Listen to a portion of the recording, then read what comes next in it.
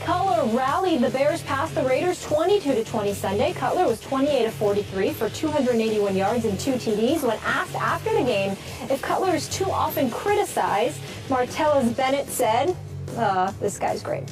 They threw rocks at Jesus, and Jesus was an excellent guy who did a lot of awesome stuff. Our guy, Skip. I'd say he was. Marty, He's an excellent guy. Marty to Cuddy, comparing him to Jesus like only a Bennett brother can. Skip. And y'all find this humorous?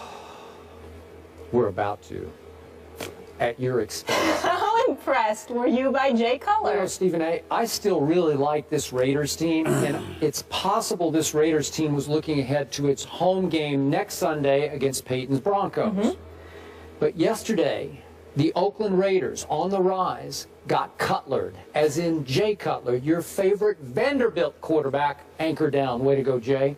Jay Cutler wasn't really supposed to be back yet from his pulled hamstring. He sucked it up, gutted it up, and played yesterday. Way to go, Jay Cutler. And he lost his starting center early to a broken leg, and he was already down 2 other offensive line starters. And yet, Jay Cutler threw 2 touchdown passes, and then this time he canceled a late interception by leading a late drive all the way down for a 49-yard field goal that won the football game. Way to go, Jay Cutler. Make this guy open his eyes and see that you can still play at a very high level. Well, I've never, excuse me, boy, you lucky I'm sick today. I will say this to you. The reason when I said y'all are laughing at this, because Jay Cutler is no savior. Jay Cutler is quite pathetic compared to most saviors. Literally, figuratively, subliminally, fantasy-wise, it doesn't matter. Fantasy, like you pay attention. It doesn't matter. This man doesn't get it done. He won a game yesterday, that's fine. You know, most teams win a few games during a regular season. Mere bag of shells. Okay, mere bag of that's shells. what I was thinking. It's no big deal. They beat the Oakland Raiders. Helped that Crabtree went down. I'll give you that. You know, it's the Oakland Raiders, which I reminded you about just the last week. I was trying to tell you, they're not there yet. Relax. Pump up the brakes. They can go on a run, Stephen. They can go on a run. They're coming. Just wait. Whatever. I'm still waiting. I'm still waiting. Are going to have their hands full. Sure. Wow. I feel you on that. I'm just saying that, you know, they won a game yesterday in Chicago, Soldier Field. All right, I got it, Skip. You know, but be careful. You know, Matt Forte, 91 yards rushing. Okay, congratulations. I get it. No Alshon Jeffrey, I understand that. Martellus Bennett came alive. You got him the ball. You got him the ball 11 times. I appreciate that. Skip Bayless, they needed to get him the ball. They needed to get him the ball more. Mike Ditka was on SportsCenter yesterday talking about how they needed to get Martellus Bennett the ball. But it is Jay Cutler we're talking about here. So you can get all excited. You can do that. But I just want you to keep in mind, from Dallas to Jay Cutler, you know, I mean, Tom Brady's reliable, so I give you there. He's reliable? I give you there. That's all you're giving? No, reliable? He's okay. Your heart's not going to get completely cracked in half because at least one of the 3 is going to come through for you. But I have an obligation because, you see, I don't want to do this show without you.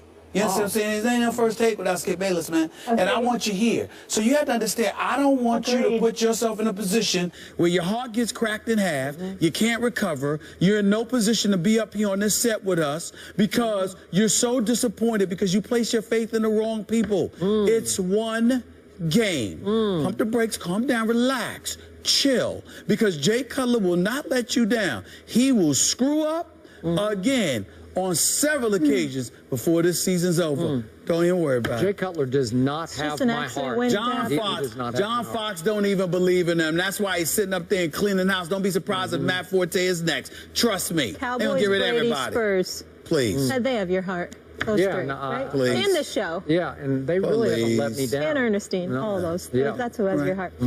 Breaking news here into First Take. Head coach of the Miami Dolphins, Joe Philbin, has been fired. More First Take after the break. Thank you for that, Stephen A.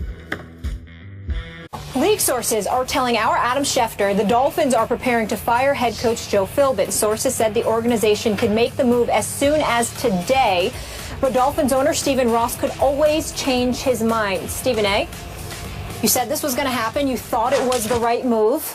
You still on board with that? What's your reaction? Absolutely. I think it would be an absolute. I think I'm not calling anybody names. But I think in this particular instance, Mr. Ross, the owner for the Miami Dolphins, let me be very, very clear, would be an absolute fool not to fire Joe Philbin. He has to go. And I say that with no joy, or I don't know Joe Philbin. I'm just going by what I see. And one of the things that I lean on, Skip Bayless, and I'll use this as an example, the Steelers a couple of years back started out 0-4.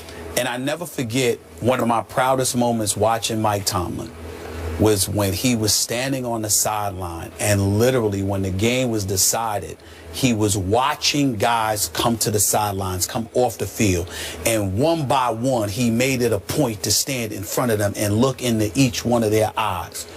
And when they asked him about it later, he said, I want to make sure I know who's going to quit and who's not. Mike Tomlin, you hear how Ryan Clark speaks about him and other members of the Pittsburgh Steelers. To some degree, we hear that about Bill Belichick. We hear that. We heard that about Bill Parcells. We hear that about a plethora of other coaches. We also hear the flip side, the Philbins of the world, who had no business being a head coach. By the way, he wasn't even a coordinator, if I remember correctly. He was a position coach, and it's rare you see a position coach gets elevated to the head coaching duties. I believe that Joe Philbin is a knowledgeable football mind who can contribute to a lot of good to organizations. Maybe he could go back to Green Bay and work with Brett Favre or whatever. He has, Brett Favre, Aaron Rodgers. He has no business being a head football coach in the National Football League. I do not believe he is a leader of men. I do not believe that he is somebody that can galvanize the troops and to inspire them to go all out. Although it wasn't as ugly as people want to surmise, the bottom line is they went to London, England yesterday and lost to the New York Jets, and after the meeting with the defensive coordinator, who definitely is going to go because the players can't stand playing for him, the bottom line is they gave up 160-plus yards to Chris Ivory, okay? And Ndamukong Suh looks like a shell of himself. Remember, he was in Detroit. He was telling his defensive teammates, this is what we're going to do. Here's what we're going to do. You go there, you go there, you go there. Now in Miami, he's just another name that, you know, another puppet for them, which is why he didn't answer those questions, even though I believe he should answer those questions because that's what you paid to do, play and answer questions. That's what being a professional is, but that's another subject for another day. The bottom line is he is clearly being misused. He's not being helped. He's definitely not being inspired.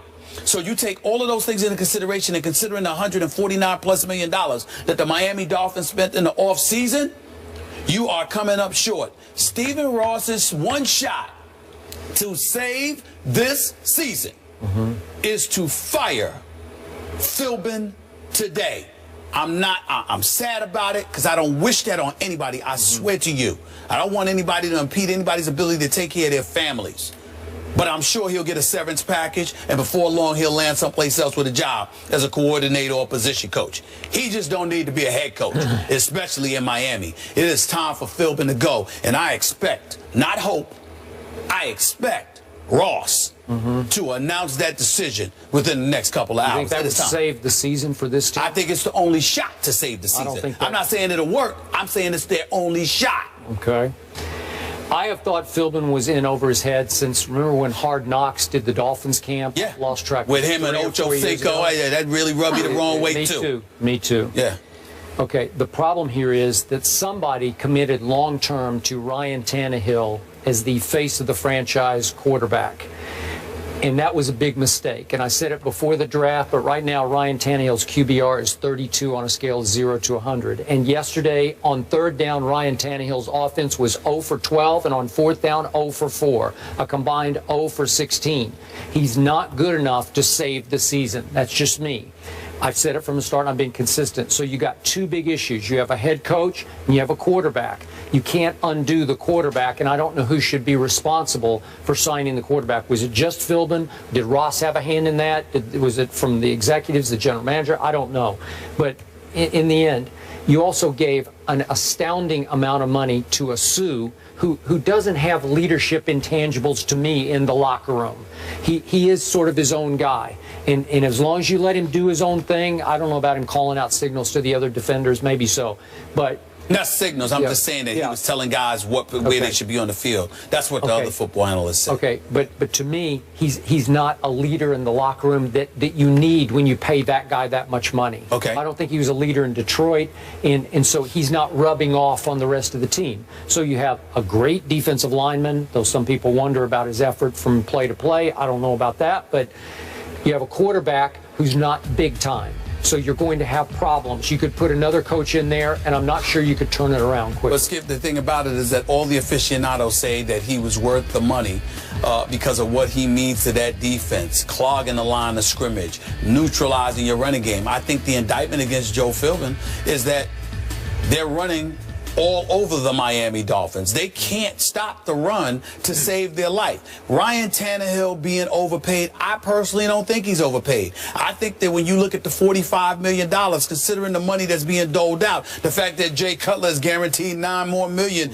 than Ryan Tannehill, I think he's somewhat of a bargain. I just think that you have to put the necessary pieces around him. You can't bring in Wallace and expect him to do his Hardline is gone as well. You had him in there. He was supposed to be something. Yep. You know, you just look at the personnel decisions that were made. Skip, it's almost like they're lifeless. And let me tell you something right now.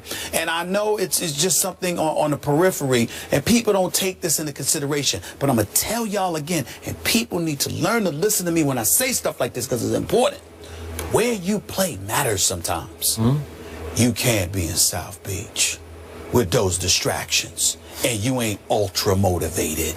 You have to be. A Kobe Bryant can play in South Beach. A Kevin Durant and a LeBron and them, they can play in South Beach. Due to our folk, Russell Westbrook can play in South Beach. But you can't have somebody that's easily distracted. I get it. And they're in Miami. All I'm trying to say to you is that when stuff like that happens, you got to have that extra motivational skill inside of you when you don't have the personnel that fits that.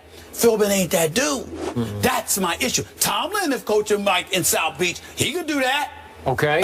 You need people like that. But at 0-4, he still had Big Ben. Right? I understand that. So you're okay. I understand that, but I'm just saying when things were falling apart, cats didn't go out there and give up. You got guys calling out the defensive coordinator. They tweeting about being gone. And, you know, all of this kind of stuff going on. In the middle of the game, you can't have that. Nope. They got to go. Coach got to go. Got to go. Like the Eagles, this Dolphins team, a lot of people were optimistic going into the season that they were going to be very strong. Now they're sitting at 1-3 in the AFC East. After the break, Jay Cutler leads Chicago to their first win of the season. Woohoo! How impressed is Stephen A. by the Bears franchise quarterback? Can't wait for that. Find out next.